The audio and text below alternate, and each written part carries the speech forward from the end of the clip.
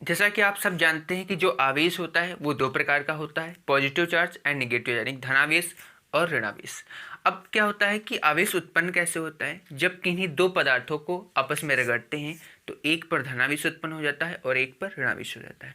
जैसा कि मैं आपसे कहूँ कि एक रेशम है, दूसरा एबोनाइट की छड़ है, उन दोनों को आपस में रगड़ा गया। अब एक पर धनावेश उत्पन्न हो जाएगा और एक पर ऋणावेश। तो आपको ये पता होना चाहिए कि किस पे धनावेश होगा और किस पे ऋणावेश। वहीं मैं आपसे कहूँ रेशम और कांच को रगड़ा गया तो किस पे धनावेश होगा और किस पे ऋणावेश होता है। तो ये इस वीडियो में आपकी यही कन्फ्यूजन को दूर किया जाएगा। तो चलिए स्टार्ट करते हैं।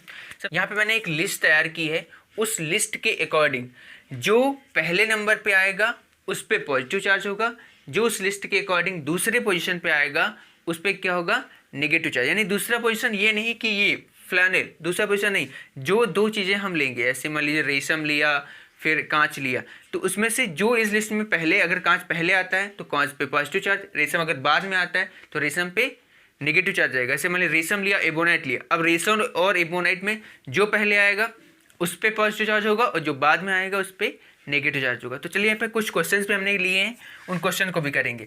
सबसे पहले लिया है मैंने फर और मोम। अब फर और मोम में फर पहले आता है, मोम बाद में आता है, तो फर पे हो जाएगा पॉजिटिव चार्ज और मोम पे हो जाएगा नेगेटिव चार्ज।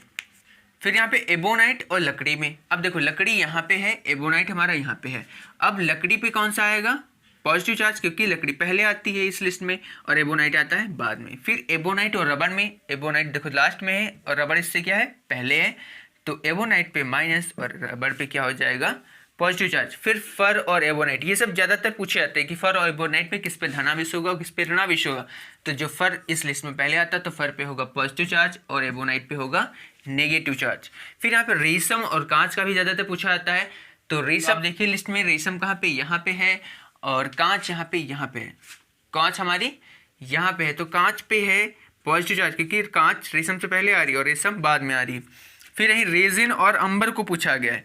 रेजिन यहाँ पे देखो लिस्ट में पहले आता है और अंबर बाद में आता है, तो रेजिन पे होगा पॉजिटिव चार्ज और अंबर पे होगा नेगेटिव चार्ज। फिर यहाँ पे रबड़ और लकड़ी, रबड़ यहाँ पे है, लकड़ी यहाँ पे, लकड़ी उससे पहले आती है तो लकड़ी पे होगा पॉजिटिव और रबड़ पे होगा माइनस। फिर रबड़ और अंबर में पूछा गया, यहाँ पे रबड़ है और यहाँ पे ये अंबर है, तो रबड़ यहाँ पे क्या है आपकी बार पहले आ रही है तो रबड़ पे पॉजिटिव होगा और अंबर पे माइनस। देखो रबड़ लकड़ी में क्या था कि लकड़ी पहले आ रही थी इसलिए इस पे पॉजिटिव था और रबड़ पे माइनस, लेकिन जैसे मैंने कंपेयर किया रबड़ और अंबर को रगड़ा तो रबड़ और अंबर को रगड़ने पर रबड़ पे पॉजिटिव आएगा और अंबर पे माइनस आएगा।